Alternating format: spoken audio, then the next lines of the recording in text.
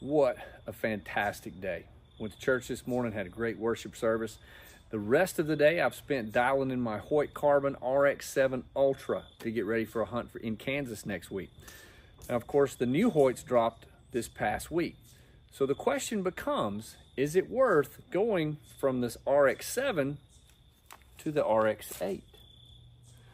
We're going to try to help you answer that question coming up on Trinity Wild. Hey everybody, thanks for coming back. So the big question this week has not been how awesome is the RX8 or is that Alpha X really as great as they say? That's not really the question I'm getting.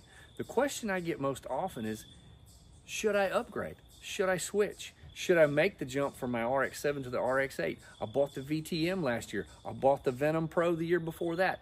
Is it worth upgrading to the new bow? So that's kind of what we want to go through today, is rather than just doing a review and all that kind of stuff that I'm sure you've seen several. There's a lot of great guys out there doing good reviews. But I want to try to answer that question of, is it worth upgrading from my RX7, which I love, to the RX8? So let's get started with that. Just standing them up side by side, there's not a ton of difference just looking at them aesthetically. The biggest difference is going to be the cam. I'll go through that in just a second. With the Venom Pro, you had the HBX Pro cam. And then last year you had the VTM and the RX7 that had the HBX Pro cam. And to me, that was a game changer. I've always been a little hesitant about Hoyts. Not because they're not great bows, it's just I didn't enjoy shooting them as much as I enjoyed shooting my Matthews. That changed with that HBX Pro cam. I really enjoyed shooting it. Now, one of the things as you drew that, and I'll tell you a little story. Guy brought in a RX7, 80 pounds to get tuned.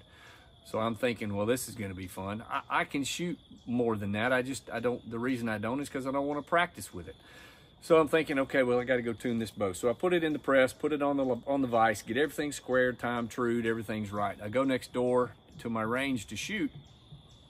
And when I drew the bow, I thought, I've messed something up because there's no way this is 80 pounds. I went so far as to call Hoyt and read them the serial number because I didn't believe it was an 80-pound bow. And they said, no, that's 80 pounds. I mean, the scale showed 81.5 pounds when I drew it. I could not believe that. So that's one of the stories I've told about this HBX Pro cam. Now, moving forward to this new HBX Exact cam.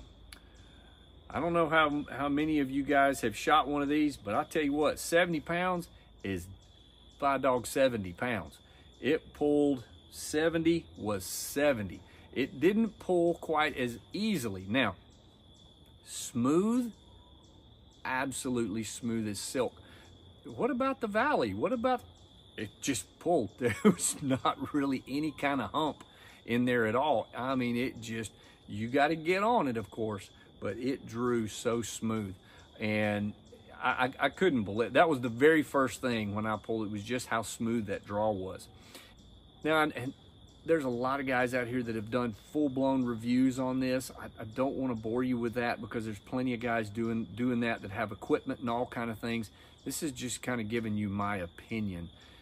But I did have to go ahead and do the obligatory shooting it through a chrono. I didn't want to, but I did it. So let me show you that right quick. See, so we're going to go through all four bows, starting with the RX7 and work our way through. They're all set exactly at 70 pounds. I pulled them several times to make sure they were right, put them on a scale. We're going to shoot a 380 grain Easton Sonic, cut at 29 inches. They're all set at 30 inches. And I know the other ones will go in 1/4 inch increments, but this one will not. So just to make it fair, they're all set right at 30 inches, right at 70 pounds. We're shooting a 29-inch arrow that's 380 grains. We're going to shoot 3 arrows through each one and chronograph them and see what we come up with. So we're starting with the RX7 Carbon.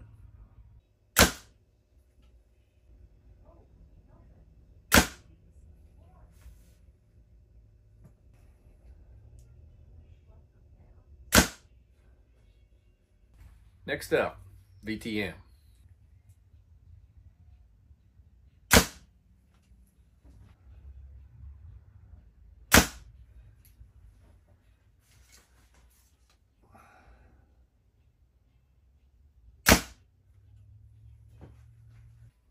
Next up, RX8 carbon.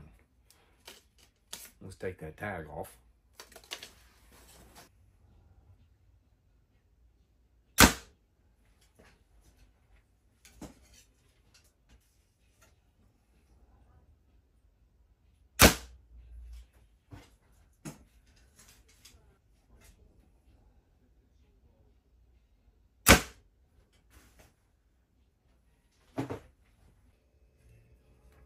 And last, Alpha X.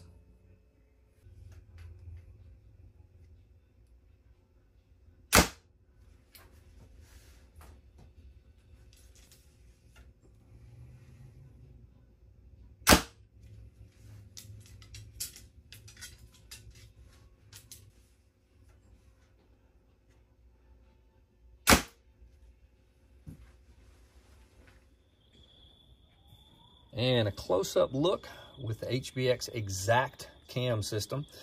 This time you're going to have 3 modules instead of 2. And what that does is allow you to adjust, especially on the lower poundages, to be able to not have that speed hump there, so they're not losing any efficiency. Much more efficient way to do it. You've got A and a little a. And what that does is allow you to adjust this from 30 to 29 3/4 rather than from 30, 29 1/2. It adjusts in 1/4 inch increments, which is awesome for me because my draw length is actually 29 3/4. I don't have to fool with twisting strings and doing all that trying to get it right. Over here, we've got 70, 80, and 85% let off. You've got a back wall, so I can actually adjust how solid that back wall is. I like it in the solid position. Now, this little deal here actually machined into the cam. What that does is if you've got the go sticks and you set your set your bow down, your cam sits in the dirt. What this does is prop that up. There's a little rubber grommet that goes around there, and that at least keeps your string and your cam up out of the dirt. Now, the new Go Stick Pro that also is going to mount just like you're right behind your nubby there. They fold back. They'll fold, and you can change the angle on them and actually put a 6-inch stabilizer here and lean it forward and pick your cam completely up out of the dirt. So that's a great innovation as well. I'm gonna try and hurry and get this done before I lose all my shooting light tonight. It's getting kind of late. Again, the question is it worth switching? So let's kind of contrast and compare. RX7, the new color last year was the bourbon. The new color this year, tombstone. For me, Advantage RX7. The bourbon to me still is my favorite color in their lineup. Here's the thing, I can get this in a bourbon too. So the advantage there kind of goes away because I can get this in a bourbon as well. The HBX Pro cam, to me, draws easier than the HBX Exact cam system. 70 pounds on the Pro system does not feel like 70 pounds. 70 pounds here is 70 pounds. Now, maybe it's just me. If you're having a different experience, please give me a comment. I'd be very interested to hear what everybody else has to say. Here's the other thing I'm gonna say. And the reason I ask this too is because I've asked a few people and they had the opposite experience. I feel like the carbon pulls a little easier. I don't know why, I just feel like it pulls a little easier. So I've asked a couple of people, when you pull the carbon as opposed to the aluminum, what do you think? Well, you know, the aluminum pulls easier. I thought maybe it's just me. Again, if you've had a different experience, give me a comment down below. The main thing for me with this HBX Exact cam system is the ability to adjust it in 1/4 inch increments. Not just for me as a bow shooter, but for me as a dealer that's trying to set people up and help them get the most out of their equipment. I really, really like that. I'm gonna be able to get them dialed in even more precisely than I've been able to before. So, hey, good job, Hoyt. I like that. And I told you, there's something here I didn't expect, I didn't read about, I didn't hear about, I didn't see any reviews mentioning this. I shoot the Ultra. I'm 6'2" and change. My draw length is 29 1/2 to 30. I usually set my Hoyts up on 30 inches. I tried my best with the RX7 to shoot the 30-inch bow, and I can't. One of the reasons is because of the length of my draw the ATA is too small, so the tangent string angle is too steep. When I draw my bow, the string comes into me like this, and I have to put my head down to get it on the string. So typically I can't shoot the shorter bows. 31 is about as short as I can shoot well. I can fudge it and make it work, but I don't shoot them well. This, I wasn't expecting. I set it at 29.5 and I drew it, and that string hit me right in the nose. And that was the first thing I noticed pulling this out of the box and shooting it. Not how it drew, not how it shot. The thing that for me personally, that I don't have to go with the longer bow. I'm a saddle guy. I want to be able to shoot this shorter bow. So for me, ultimately, because of those things, being able to change it in 1/4 inch increments, being able to shoot the shorter bow well, puts me over the top. Let's go ahead and get this wrapped up. It's getting kind of dark. I don't even know if you can still see me or not. But if this helped you at all, maybe move the needle one way or another on your decision, give us a like down below. If you got any other questions, if you're still not sure, you got anything that we didn't cover today, please just comment below. We'll be glad to try and help you out. And you know, subscribe, share, notification, all that stuff, and help us. That's going to help us be able to bring you some more videos in the future. We're having a good time so far. We're really enjoying this journey, and I hope you are too.